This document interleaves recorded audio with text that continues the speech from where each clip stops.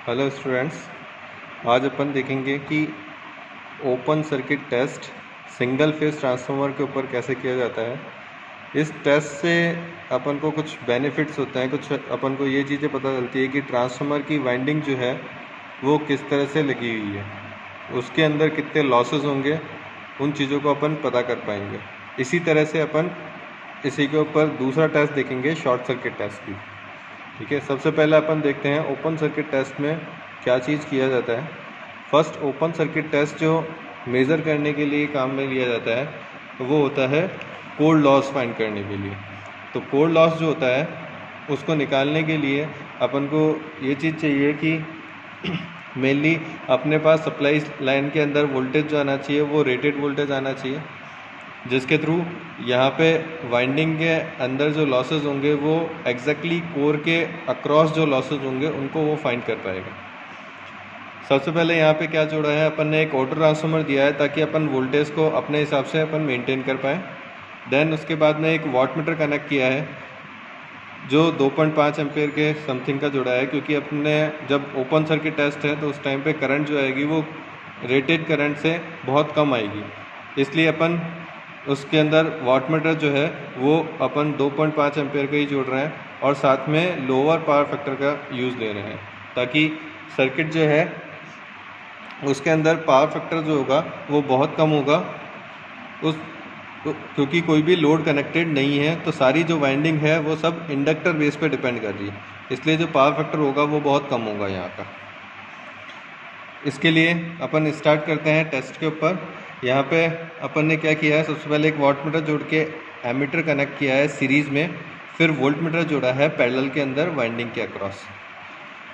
Secondary side पे अपन ने high voltage side रखा है जिसको अपन 220 वोल्ट की सप्लाई देंगे, और प्राइमरी साइड को अपन ने लो वोल्टेज रखा है जिसको अपन इसकी हाफ सप्लाई देंगे, लगभग 110 वोल्ट अपन यहाँ पे सप्लाई दे रहे हैं।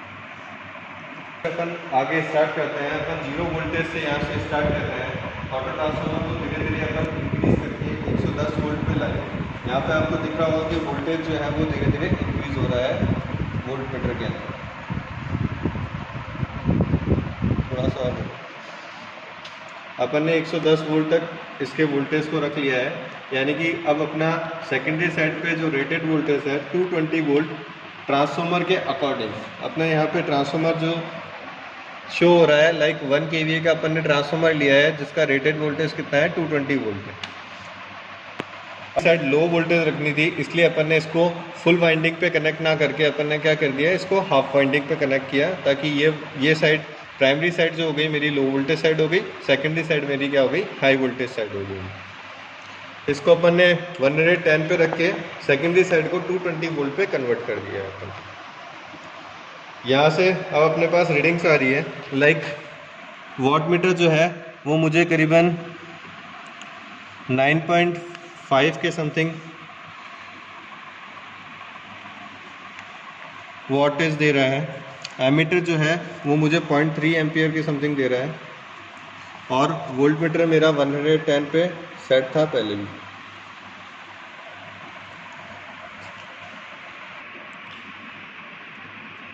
अकॉर्डिंग टू कनेक्शन अपने जो रीडिंग्स आ रही है वो कुछ इस तरह की आ रही है। अपने वाट मीटर के अकॉर्डिंग यहाँ पे अपन ने 1 एम्पियर सर्किट से कनेक्ट किया था और 250 वोल्ट के वोल्टेज अपन ने शो किया था, इसलिए यहाँ पे इसका मल्टीप्लाइंग फैक्टर जो आएगा वो 2 हो जाएगा। तो अपनी टोटल जो रीडिंग आएगी वाट मीटर की वो हो गई 19 वोल्ट।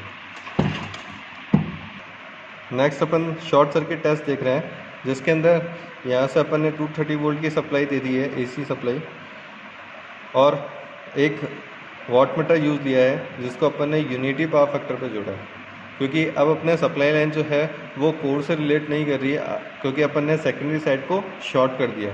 अगर सेकेंडरी साइड को शॉर्ट करते हैं तो केवल वाइंडिंग के जितने रेजिस्टेंस होंगे वो कैलकुलेट होंगे यहाँ से, इसलिए जो पावर फैक्टर चलेगा वो यूनिटी पे चलेगा। इसके साथ में अपन ने 10 एम्पेयर का एमीटर सीरीज़ में कनेक्ट कर दिया और वोल्ट मीटर पैरेलली जोड़ दिया। सेकेंडरी साइड को अपन ने शॉर्ट सर्किट कर दिया है और इसके रेस्पेक्ट में अब अपन अगर करंट देखेंगे तो करंट कितनी आनी चाहिए अपनी शॉर्ट सर्किट की। लाइक ये करंट दे रखी है अपन ने, तो करंट अपने पास 1 kVA का ट्रांसफार्मर है और 220 वोल्ट की अपने पास सप्लाई लाइन है, ठीक है। तो इसके अकॉर्डिंग यहाँ से 1 kVA डिवाइड बाय अगर 220 अपन करेंगे तो 4.54 अपने पास एम्पियर रेटेड करंट आनी चाहिए ट्रांसफार्मर की। इस रेटेड करंट के ऊपर अपन अब देखेंगे कि शॉर्ट सर्किट टेस्ट किस तरह से किया जाता है। इसके लिए अपन स्टार्ट कर रहे हैं ट्रांसफार्मर से। अपन यहाँ से जो करंट इंक्रीज करेंगे एमीटर की वो करीबन 4.54 के समथिंग अपन इंक्रीज कर देंगे। यहाँ पे लगभग 4.54 अपन ने यहाँ पे करंट रख दी है।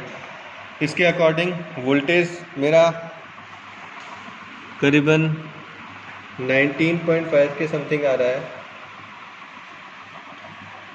करंट अपनी 4.54 एम्पियर अपनी रेटेड करंट हो गई और वोल्टेज करीबन अपने पास 45 वॉट के समथिंग वोल्टेज आ रहा है।